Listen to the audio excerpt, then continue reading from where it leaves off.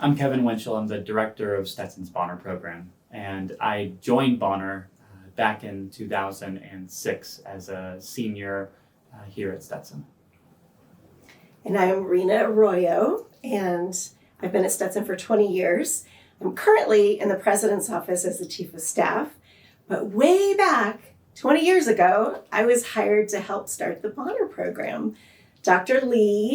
Doug Lee, and Deborah Thompson hired me to come in as the director of community service and also student activities, which is now very different names in very different areas. So it's grown a lot, hasn't it? A little bit, yeah. So Kevin was one of our very first Bonners, which is really cool to be sitting here talking about the 20-year anniversary. So way back in the day, Dr. Lee had established something called our Values Council. And there were 7 councils that worked on Stetson's values, and they were interdisciplinary as well as there were faculty, staff, and students on those values councils.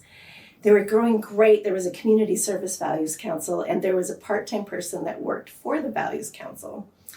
Then when sadly and tragically 9/11 happened, as with much of the country, our endowment took a hit. And those positions for each of those councils had to be eliminated, much to Dr. Lee's sadness and regret. And so one of the areas that was so important to him was Stetson's engagement with the community, grassroots work, friendship. And so when he heard about the Bonner program out of Princeton, New Jersey, he thought, that's it. It's in our DNA. We need to be a Bonner school, and we need to get the endowment because then it can never go away again. It broke his heart that the position had to be let go during that recession and that economic downturn. So that's when the vision began with Deborah Thompson, who was the vice president for enrollment management at the time. And then they happened to meet a student that they were recruiting, Matt Morton, who was actually looking at another school that had an existing Bonner program. And Deborah took Matt over to talk to Dr. Lee. They sat in his office, and Dr. Lee said, Matt, we need you here. We need to start the Bonner program here, and told him the story of Stetson and what's in our DNA with service and with relationship with our community. And as soon as Dr. Lee was done, Matt was sold. And he came to Stetson and started the Bonner program. I was hired after Matt had started and after the original Bonner scholars had started at Stetson. When I applied, I was told that this would be a significant portion of my job. I quickly realized at Stetson, if you empower students, that's what you need. So that's how this Bonner program got started. I asked around at faculty and staff members and other students, who are the students who have strong servant leadership in their hearts and souls? And we were able to get a small cohort. I believe the original cohort was 8. Matt served as Stetson's very first Bonner senior intern, and we went from there. So when Matt joined as senior intern, he had at this point already begun developing relationships with our community partners, especially in the Spring Hill community. He found he and Doug Lee worked really closely together to build these relationships with so many partners in Spring Hill. Doug Lee, up to this point, had been deeply involved in DeLand politics and the Spring Hill community and helping to identify more opportunities to bring resources into the community. I remember the Weed and Seed grant. That was a federal grant that helped fund programming, including helped fund the resource center that went in. He helped identify other grant funding to do more research and fund more positions and everything. And Matt was particularly focused on youth empowerment. And that's where the Boys and Girls Club really comes in. Absolutely. We can't tell the story of Bonner without telling the story of our community partners because they're all part of the same fabric. So Matt connected. I remember Miss Beautiful Althea. Beautiful Althea Chambers. Yeah. I remember her talking about how she saw this skinny white boy running around in Spring Hill every morning on his track as he was a cross-country runner. And eventually he struck up a conversation with her, and she learned that he had been very involved in his local Boys and Girls Club, and had eventually she learned about him starting a teen center over in Pinellas County. And they developed a quick friendship, basically becoming family quickly as well. And Matt began volunteering regularly at the Boys and Girls Club, and found that the youth there, who were primarily elementary and middle school youth, they were so full of ideas and so full of conviction about their community, about the work that they enjoyed doing. And he was able to help secure several $100,000 in grant funding from the Eckerd Family Foundation to start the CAUSE program, the Campaign for Adolescent and University Student Empowerment. And through CAUSE, Matt was able to hire and pay some Stetson students to become part-time staff kind of at the Boys and Girls Club. And the students, of course, getting the money was helpful because a student's life is busy, and if you don't have to have a part-time job, then that can free you up to be able to do work that you love. But these students were really, they like Matt, they were sort of our proto-Bonners, the early form of the Bonner program. These students in CAUSE were at the Boys and Girls Club almost every day. They were developing deep relationships with these kids. They worked there for several years, and we saw that this was working so well. This is the model that we wanted to follow for Bonner. And Matt was eventually able to get even more funding for the programs, and develop the Youth as Resources program. Yes, YAR. YAR basically flipped the script on how fundraising, or on how philanthropy normally works.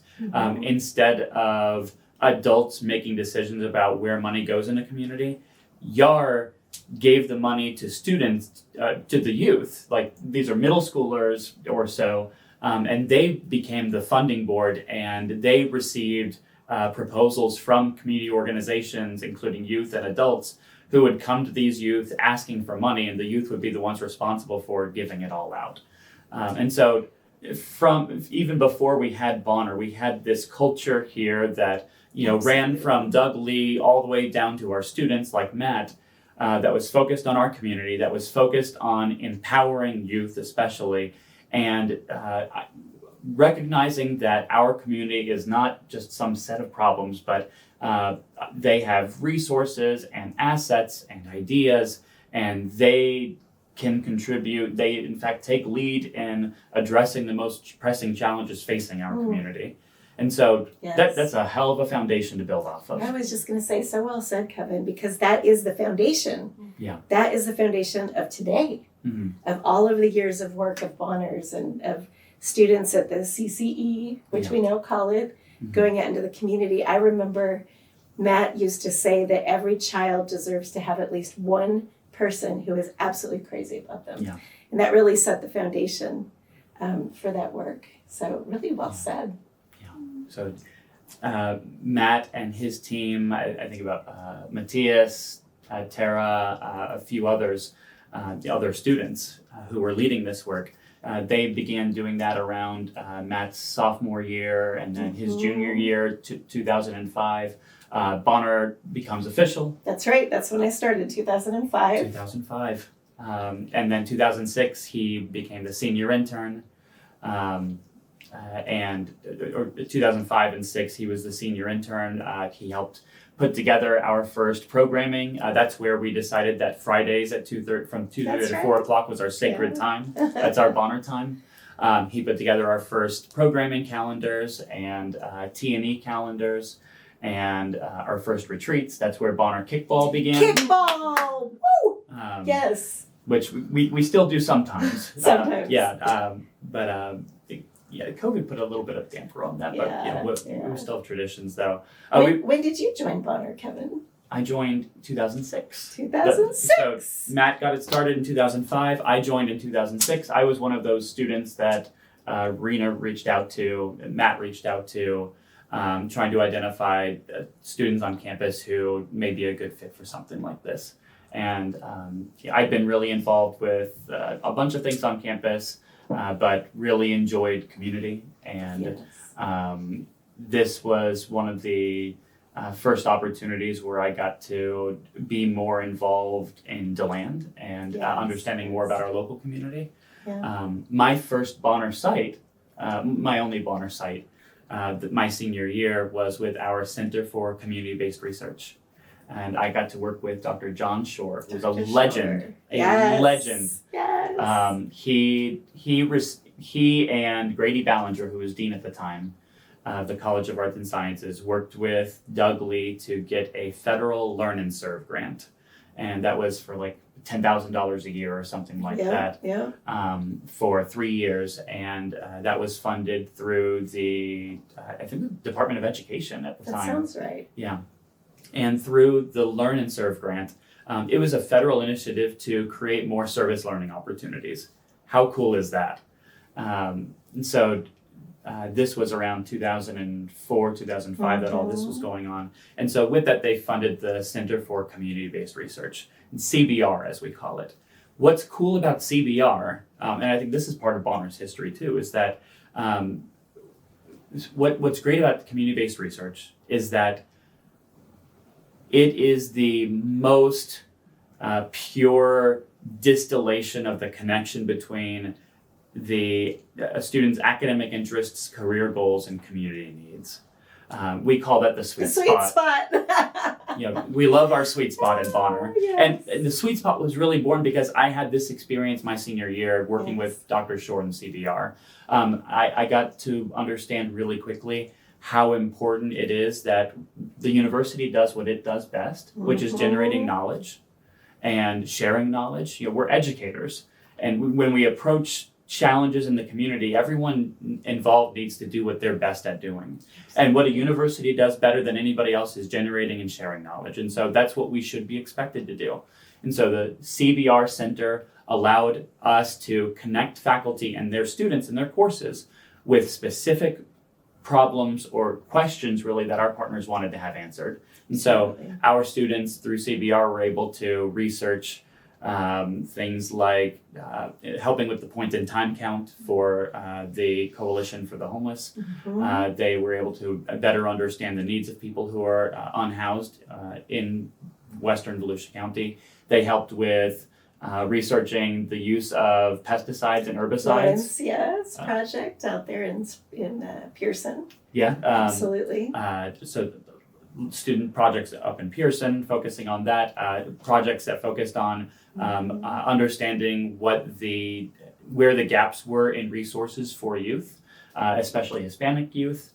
There were projects related to transportation and where sidewalks exist and where they didn't, where traffic lights existed, where they needed to be, so that could inform budgeting processes with local government. So students were doing outstanding projects and research and getting published for it. And all this was just a clear indication for me and Matt and Rina and other folks that Bonner not only needs to do the sorts of things that align with youth empowerment principles within our program and in the community, and having the community take lead in addressing challenges and us following their lead. But we also need to make sure that we're making this an academically rigorous experience too for our students. Absolutely. And I think that's where Greg comes in.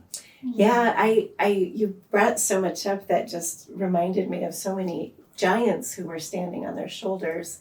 Also, I remember that Bob Sittler was very involved with community-based research. Bill Nyland. It was a really strong cohort of faculty and staff who had before even Bonner was started. I mean, it's in our DNA at Stetson, this service, this servant leadership, really being deeply involved in our community and making a difference, using our resources to make a difference in the community. So I love that you brought that up. I also remember Ranjini Thaver and Neil Long and their program in Spring Hill. Show me. Yes, Chomi. The Yes, Center for Holistic Microcredit Initiatives. yes. And those giants that we are standing on their shoulders. Yeah. It's so important to remember those. Remembering is an important value of Stetson as well, and honoring the past as we build towards the future. Yeah. I do want to say, before we dive into Greg, I want to share a story when one of the very first times that Bobby Hackett with the Bonner Foundation came to Stetson. So Wayne Meisel, who was the president at the time, had come down a few times and talked to Dr. Lee, and Deborah Thompson would share with me that there was this beautiful relationship that they formed together because there was so much about them that was similar in their hearts and their minds. Yeah. And they formed this beautiful relationship. And Bobby Hackett, I don't remember what position he was. I don't remember. Was Vice President. Vice President Of the Bonner Foundation. He was Vice President at the time, and he came down to visit Stetson. And we arranged a time for Dr. Lee, myself, and Matt, and Bobby, you might have been there too, to go out to the Community Resource Center in Spring Hill. Mm-hmm. And we sat and talked with some of the community leaders out there. And I will never forget when Bobby Hackett said, you know, Wayne tells me how great Stetson is and how authentic this place is and the work that they're doing. And I just think, is this too good to be true? And I'll never forget Gina Hickman leaned in and she looked at Bobby in the eyes and she said, you see this man right here? And she pointed to Dr. Lee. Yeah. She said, when I first met him, I told him I would never trust a white man ever in my life. And she goes, I'm telling you now, Mr. Hackett, I love this man. And she shared stories of the impact that Dr. Lee had in the Spring Hill community and using his positional power, his the position at the university to create positive social change in the community. And that was such a powerful moment. There's a couple of other powerful moments before. Greg actually, maybe we should launch into Greg first because then my others are after that. Sure. But I do remember in my first few months of working at Stetson, we had just started the Bonner program. And I like to say that I didn't start it. I just got a bunch of really amazing students together, and I was the invisible hands that supported them. But it was student-empowered, student-led, student-created. And that's why we went so quickly from 0 to 60 in like 3 years? Yeah. Full capacity in 4 years, which brought challenges because in the beginning it was a very intimate organization, and as it grew, we had to really work hard in keeping that intimacy. Yeah.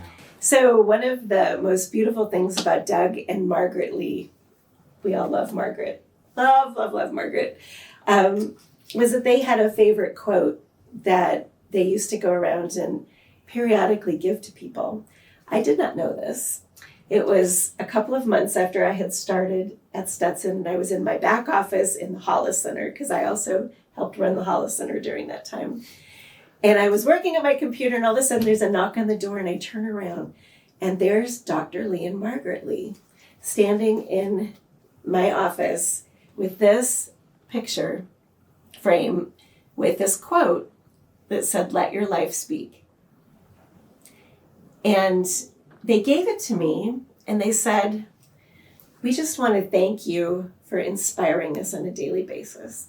They hugged me, and they walked out the door. And I was sitting there going, I just had this experience with the president and the first lady of this university. I think I like this place. And it was such a profound, meaningful experience.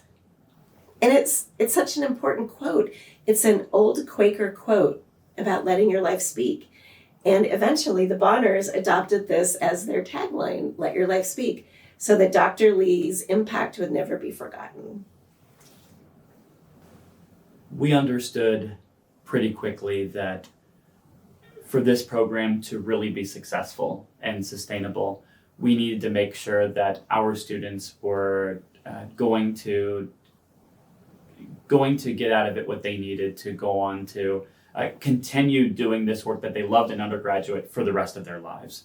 To let their lives speak for the rest of their lives. Yes. And the work that that makes them come alive, as Howard Thurman would say.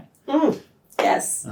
So we needed to make sure that they were able to therefore connect their academic interests and their career goals with the problem or challenge that they're working on with their community partners. And so that's where the sweet spot was born. And one of the people who helped us solidify this more than anybody else was Dr. Greg Sapp. Absolutely. Greg came in, I think, in 2006, just after the founding of our Bonner program. Absolutely. And he had been a Stetson alum himself. He then went up to Mercer for a while up in Georgia, and he was running first-year seminar programs up there and those sorts of things. But we were able to, Grady Ballinger was able to help secure funding with Doug Lee from the Marchman family. Or no, Hyatt and C.C. from Brown.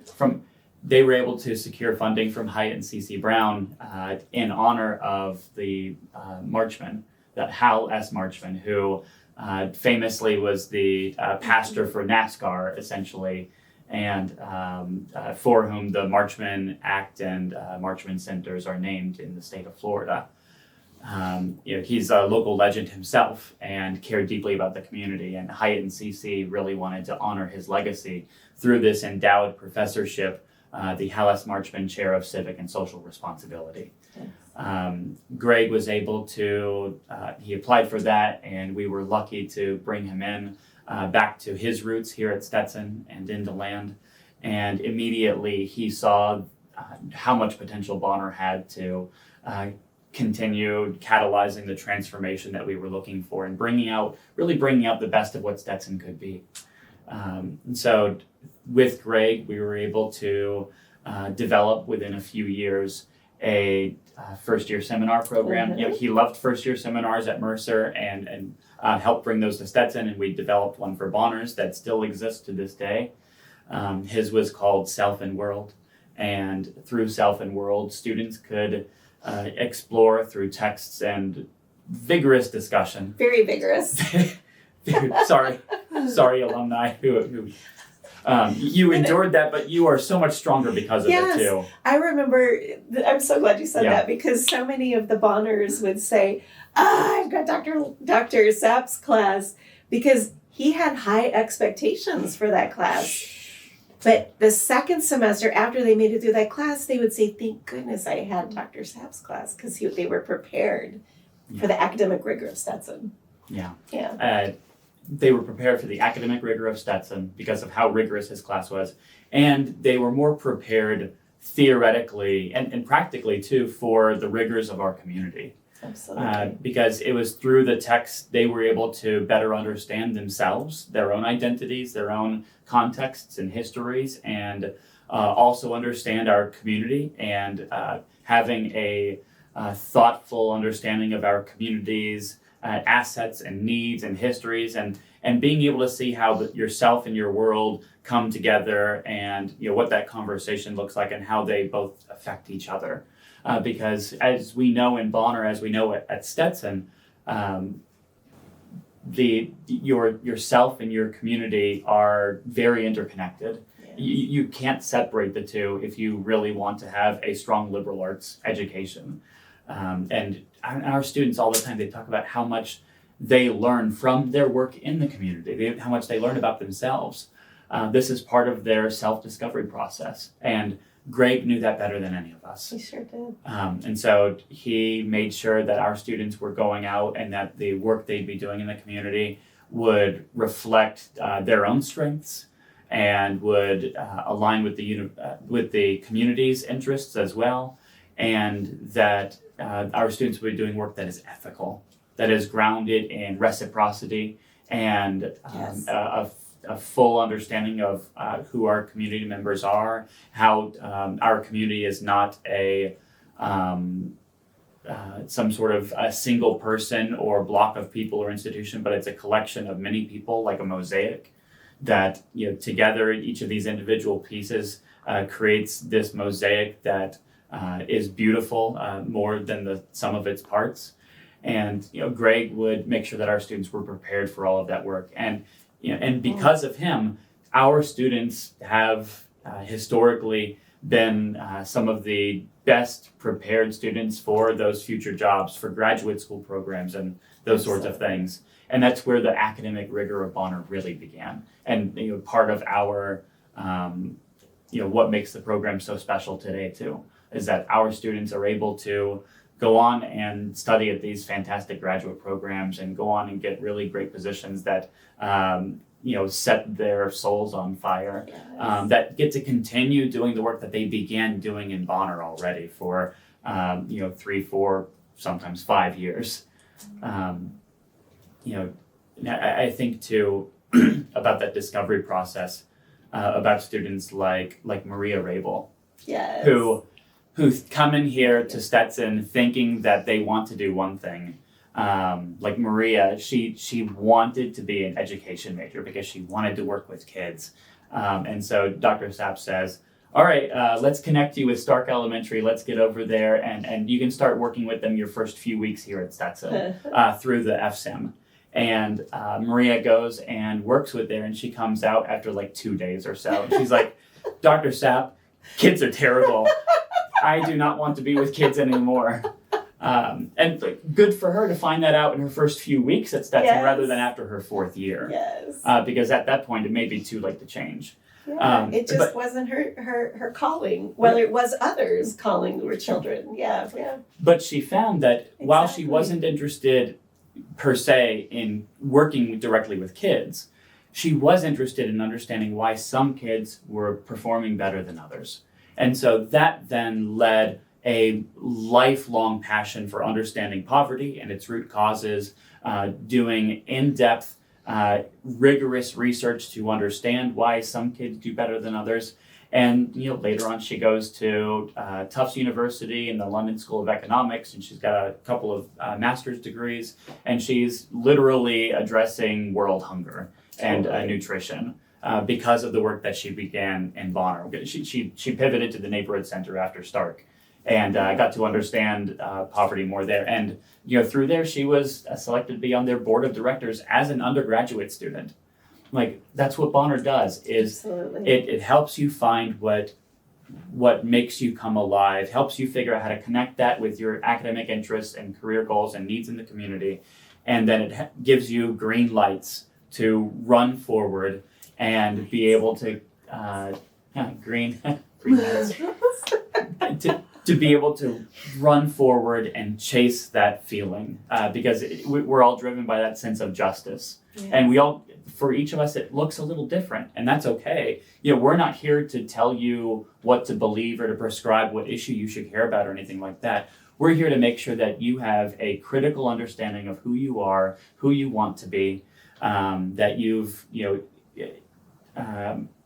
interrogated your own values and your past and your environment, your history, and that you bring all of that together to help you figure out this person you want to be, and then give you the experience and the tools and the bandwidth and funding support that's helpful for Bonner, critical, to then be able to make all those things happen. And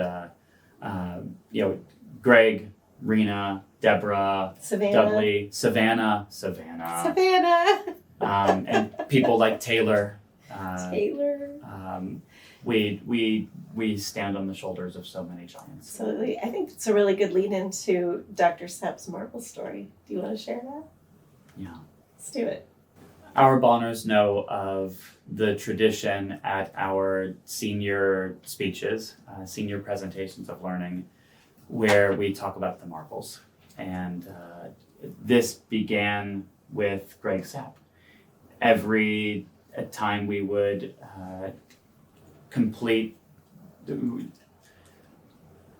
Greg would take a few minutes at every one of our senior presentations of learning to share the marble story with our students. And marbles, as you know, I have a little bin of marbles here. Each of these marbles looks different. Some of them are yellow in color, some of them are blue or green, some are really big, some are smaller. They come in all shapes and sizes and colors and everything. And that's because people gravitate to different marbles. And Greg would say that marbles are like ideas, and that we all come into college or any situation, and we bring our marbles or the ideas we have with us that we grew up with. These are ones that come from our friends and our family and the environment we grow up in. And what matters is that when we encounter other people, we show them our marbles, but we also take a moment to look at their marbles too. Because there may be times when the marbles we have, when compared to some other ones that we haven't seen before, that we might find that we like the other people's marbles more. And Greg would say, in that situation, we have to have the courage to give up some of our old marbles for some new ones. We have to be able to be self-correcting. And he would ground this in the purpose of a liberal arts education. Like, this is what it's all about, is to have the courage to carefully examine our own values and ideas and beliefs. And when we get new evidence that challenges those, we need to have the courage to be able to put those down and pick up the new ones instead. That's what it means to be self-correcting. That's what it means to be engaged in a liberal arts education. And that's what it means to really be human too, is to be able to recognize when we're wrong about something. Exactly. And be able to do better next time. And it's a lot easier said than done sometimes. We know that. But the marbles, Greg would give every student a marble, and they'd be able to pick out which one resonates with them most. The marbles serve as a reminder for the rest of our lives, that this is our responsibility to ourselves and to our society and to everybody around us in our community. So having this physical representation of that idea makes it a little easier for us to be able to follow through on that and make good on that, like the good Bonners we are. Absolutely. Everybody needs a marble today. The reminder. Yeah. Yeah. I'm really glad that you brought up Hyatt and C.C. Brown, because other giants that we stand on their shoulders are the Stetson University Board of Trustees members who worked with Doug and Margaret, Yes. Dr. Lee and Margaret, to establish the Bonner Foundation base of support, financial support, Yes. that was a requirement before we could be endowed by the foundation. Mm-hmm. And so many of our trustees started Bonner Scholars scholarships. Yes. And really invested in the idea of this student-driven, community-based, community friendship, reciprocal love concept of Bonner. And we couldn't have done it without that trustee support. That was really critical for the foundational elements of building the Bonner program, being able to hold true to the mission of the Bonner Foundation, opportunity to serve, access to education, opportunity to serve. And it helped Bobby and Wayne Meisel and Ari and all the folks at Bonner make the final decision to make Stetson one of the endowed schools. We were one of the last ones to get endowed, which was such an honor. Such an honor. Yeah. So one other story I want to share quickly, when I knew that Stetson was my home, when it just anchored in my heart, was it was still in my first year, and Greg Sapp had just been hired as the Marchman Chair and started working with the Bonner program. And I was invited to the 10-year anniversary of the Howard Thurman Lecture Series dinner with the president. And so I walked in the room. I didn't quite know what to expect. I didn't really at that time understand who Howard Thurman was and his teachings that are so important, especially today. So I walked in the room And there was Dr. Lee and Margaret up at the head of the table with Jefferson Rogers and Mary Grace Rogers and Dixon Sutherland, Grady Ballinger, Greg Sapp, and myself. And then the rest of the room was filled with elderly African American community leaders. And they were celebrating the 10-year anniversary of the Howard Thurman Lecture Series that Jefferson Rogers, Dixon Sutherland, and Dr. Lee started at Stetson. And at one point in the celebration, they went around the room and each person talked about the impact that the Howard Thurman Lecture Series had on them personally. Mm-hmm. And I am telling you, there was not a dry eye in that room. Everyone was in tears talking about the signal that lecture series gave to this community, that Stetson was in this with them, that we weren't, that they used to call Stetson the ivory tower on the hill, with that big house that the president lived in, like a little bit of, separation. And that the work that Dr. Lee, Dixon Sutherland, and Jefferson Rogers did with this lecture series, among many other people, really bridged that friendship and that work. And I knew at that moment, this was really it. This was the place. This was authentic. It was real. Yeah. And that Bonner was going to work because it had such a base of strength and ethics and faith and love and support from all around. It was all the way around. And so that's one of my favorite stories to tell as well about Dr. Lee and the foundation that was here at Stetson before Bonner started. It's rare to have all of the pieces you need to make this program successful. And I think sometimes, I'm coming off of having been the Bonner Program Director for the last 13 years. You need a president at the institution who's committed. You need financial support, significant financial support every single year to pay for these scholarships, pay for summer of service internships, pay for regular school year internships, pay for training enrichments, pay for retreats and everything else. It's a very expensive program to run. You need faculty who want to teach the classes and who feel just as fired up about this as we do. You need very caring and committed staff who answer the texts in the middle of the night and who meet students for breakfast or lunch or dinner, even on the weekends sometimes, who are there for the TED Talks and the graduation parties and when they get married later on and everything else. You need them to be fully invested in the students. You need significant support from admissions and financial aid and housing and all these other departments around campus to make sure that our students are getting all the support they need in all the places they can get it. Mm-hmm. And then again, you need a staff member as the coordinator and director who marshal those resources as needed for the students too, who sometimes don't know how to navigate everything.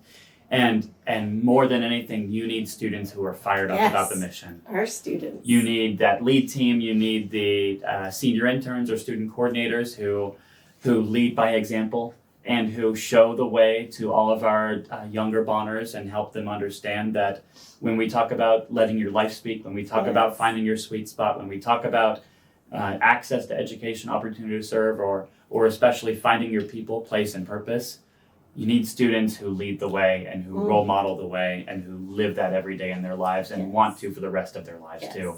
Because that's what really makes Bonner run. That's Bonner love. That's Bonner love. I wish that every student at Stetson could have a Bonner-like experience. What Bonner has is so deeply special. And when you really analyze it as a higher ed professional, you can break it down into many of its component pieces and realize that this is a replicable model. the work we do to interview, select and bring in a cohort of students every year, have them live together and take classes together, have that shared staff member and a CCE team who loves them to pieces, connecting them with internships, connecting them with research opportunities and a sweet spot, helping them figure out summer opportunities and capstone projects and retreats and everything else. Those are things that can exist in other programs too. I wish that we could find more ways to give every single Stetson student a Bonner-like experience. It doesn't have to be exactly Bonner. Bonner is particularly focused on justice. And particularly focused on our community.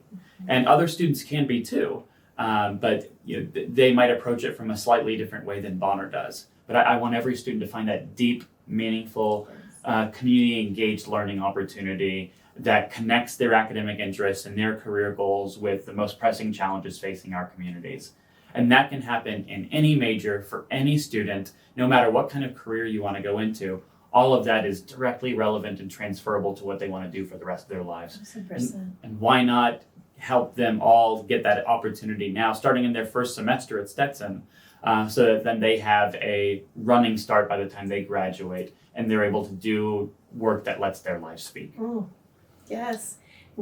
As we think about our Had It Ready program with our faculty. Big opportunity. Again, it's in our DNA. And so many of our faculty have been doing this deep learning with students, this deep connection in the community with students. So I think it's about ready to take off. And that's exciting. Yeah. So my wish for Bonner is for our current Bonner students to get to meet and be mentored by Bonner alumni. I think that would be so cool. The students that come through this program are exceptional. And the beauty of who they are and the work that they do, I think that might be the next phase, I hope. Maybe some alumni can take the charge and lead that, because that doesn't have to be staff-driven or current student-driven. It can be Bonner alumni-driven. So all of you Bonner alumni, that's my hope, is that if you've been a little disconnected, re-engage, ignite the passion, and remember how important Bonner was to you, and give back. Give back to the program in many different ways, in whatever way is comfortable for you. But I want us to remain a family, and that's really important. There are almost 400 Bonner alumni now. Wow. Around the country. Yeah, around the world. Around the world. At all schools. We have a really international Bonner. It's an incredible network. Yeah. So perhaps one of you alumni will create that web that connects not just Stetson alumni, but all Bonners throughout the world. Our little blue dots going around the Bing, world. bing, bing, bing, Allie. bing, bing, bing, bing, bing.